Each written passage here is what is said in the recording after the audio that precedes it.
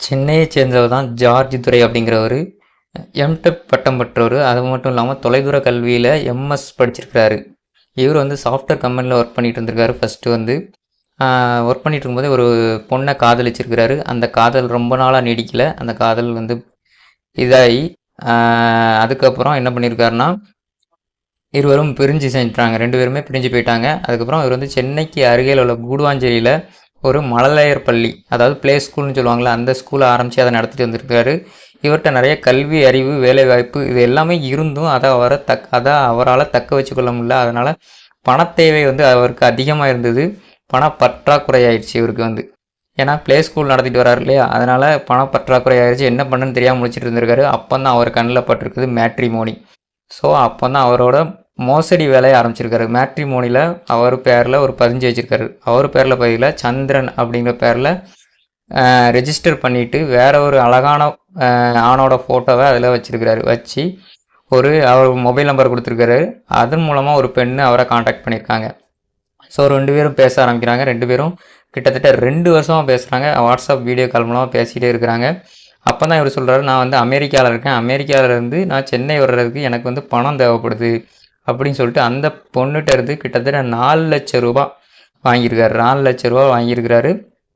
அப்படி வாங்கிட்டு இதுக்கப்புறம் என்ன பண்ணியிருக்காரு, அடுத்து இன்னொரு ஃபோட்டோ அப்லோட் பண்ணியிருக்காரு. இன்னொரு பேரில் ரெஜிஸ்டர் பண்ணியிருக்காரு. கார்த்திக் அப்படிங்கிற பேரில் ரெஜிஸ்டர் பண்ணிவிட்டு வேற ஒரு ஃபோட்டோ வச்சுருக்காரு. வேற ஒரு ஃபோட்டோ வச்சுட்டு நான் வந்து அமெரிக்காவில் ஒர்க் பண்ணுறேன், அமெரிக்காவில் வந்து சாஃப்ட்வேர் இன்ஜினியராக இருக்கேன் அப்படின்னு சொல்லி ஏமாற்றி இன்னொரு பொண்ணை ஏமாற்றி அந்த பொண்ணுகிட்ட இருந்து 4 லட்சம் ரூபா வாங்கியிருக்கிறாரு. ஸோ இப்படியே கிட்டத்தட்ட 10 பெண்களை ஏமாற்றிருக்கிறாரு மேட்ரிமோனியில். இந்த மாதிரி நான் வந்து அமெரிக்காவில் இருக்கிறேன், அமெரிக்காவில் ஒர்க் பண்ணுறேன். இன்னொரு பொண்ணுகிட்ட என்ன சொல்லியிருக்காரு, நான் வந்து டாக்டர் அப்படின்னு சொல்லிட்டு அந்த பொண்ணை ஏமாற்றி அந்த பொண்ணுகிட்ட இருந்து ஒரு 2 லட்சம், இந்த மாதிரி பல லட்சங்கள் மோசடி பண்ணியிருக்கிறாரு. கடைசியாக ஒரு பொண்ணு, ஏற்கனவே ஒரு பொண்ணுகிட்ட பணம் வாங்கினவர். இவர் குறி வைக்கிறது எல்லாமே விதவை பெண்கள், அதாவது ஏற்கனவே மேரேஜ் ஆகி அந்த கணவன் ஒரு வேளை விட்டுட்டு போயிருக்கலாம், இல்லைனா அந்த கணவன் இறந்து போயிருக்கலாம்.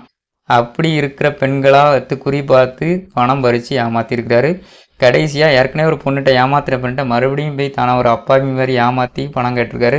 அப்போ தான் அந்த பொண்ணுக்கு தெரிஞ்சுக்கு நம்ம வந்து ஏமாற்றப்பட்டிருக்கோம் அப்படின்னு சொல்லிட்டு உடனே போலீஸில் போய் கம்ப்ளைண்ட் பண்ணுறாங்க. போலீஸ்காரங்களும் இவரை தேடி பிடிச்சி கைது பண்ணுறாங்க. எங்கே இருக்காருன்னா, இவர் வந்து தென்காசியில் இருந்திருக்கிறாரு. தென்காசியில் இருந்துட்டு நான் அமெரிக்காவில் இருக்கிறேன், ஆஃப்ரிக்காவில் இருக்கிறேன் அப்படின்னு சொல்லி பல லட்சங்கள் மோசடி பண்ணவர். இப்போ வந்து போலீஸ் வந்து அரெஸ்ட் பண்ணி அவரை ஜெயிலில் போட்டிருக்கிறாங்க. ஸோ இதுதான் அந்த சம்பவம் மக்களே. இது மூலமாக நம்ம தெரிஞ்சுக்கிறது என்னென்னா, மேட்ரிமோனியில் வந்து யார் வேணாலும் எப்படி வேணாலும் ரெஜிஸ்டர் பண்ணி அதன் மூலமாக இந்த மாதிரி மோசடி செய்கிறதுக்கு வாய்ப்புகள் நிறைய இருக்குது.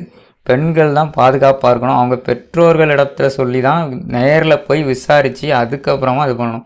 நீங்களே ஏன் பேசுகிறீங்க? கிட்டத்தட்ட அந்த பொண்ணு வந்து 2 வருஷமாக பேசியிருக்குது வாட்ஸ்அப் வீடியோ காலில். இது ஆக்சுவலாக ஒரு லவ் பண்ணுற மாதிரி, லவ் பண்ணுறவங்க தான் யாருன்னே தெரியாமல் ஃபோன் பேசுவாங்க, வைப்பாங்க.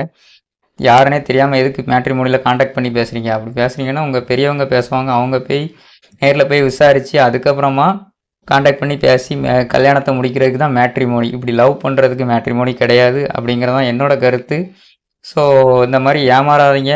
மேட்ரிமோனியில் இல்லை, நிறைய சமூக வலைதளங்களில் இந்த மாதிரி ஏமாற்றுறாங்க, ஏமாற்றப்படுறாங்க. ஃபேஸ்புக்கு, ட்விட்டரு, இந்த மாதிரி இன்ஸ்டாகிராம், இந்த மாதிரி நிறைய சமூக வலைதளங்களில் ஏமாற்றுறாங்க. தயவு செஞ்சு ஏமாந்துடாதீங்க, அவ்வளோதான் சொல்லுவோம். ஸோ அவ்வளோதான் நமக்கு இந்த சம்பவம். இதை பற்றி நீங்கள் என்ன நினைக்கிறீங்க கமெண்ட்டில் சொல்லுங்கள். இந்த மட்டும் சம்பந்தத்துக்குலாம் இந்த வீடியோ பிடிச்சிருந்தாலும் நம்ம சேனலுக்கு சப்போர்ட் பண்ணுங்கள். நம்ம சேனலை சப்ஸ்கிரைப் பண்ணி வச்சுக்கோங்க.